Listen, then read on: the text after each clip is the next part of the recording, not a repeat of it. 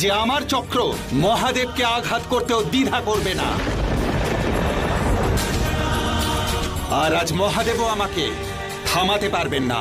ঠিক আছে নারায়ণ, আপনি তাহলে এটাই বলতে চাইছেন যে আমি যদি শনির কুষ্ঠির বাইরে চলে যাই তাহলে আপনি কথা দেবেন যে আপনি কিংবা ব্রহ্মদেব আমার কোনো ক্ষতি করবেন না।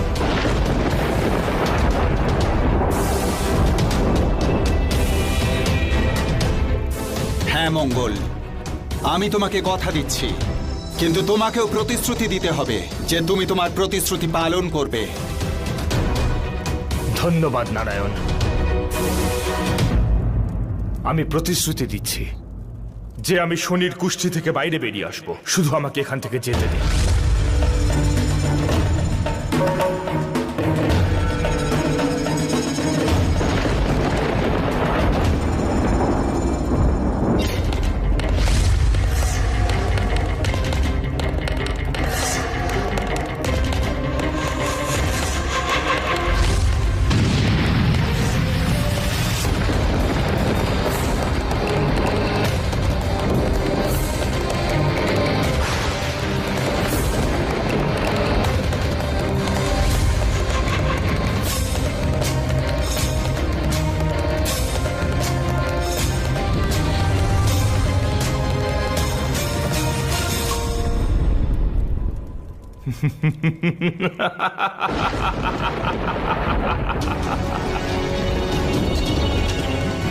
নারায়ণ, শনির কুষ্ঠিতে আমি কখনো অবস্থানই করিনি।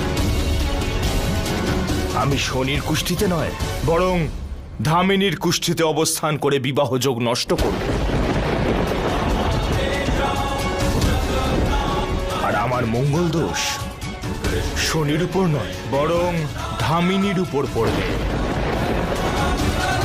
যার অর্থ হলো এই যে সংকট শনির জীবনে নয়, বরং তার জীবন প্রভাবিত করবে যার সাথে ধামিনীর বিবাহ সুসম্পন্ন হবে।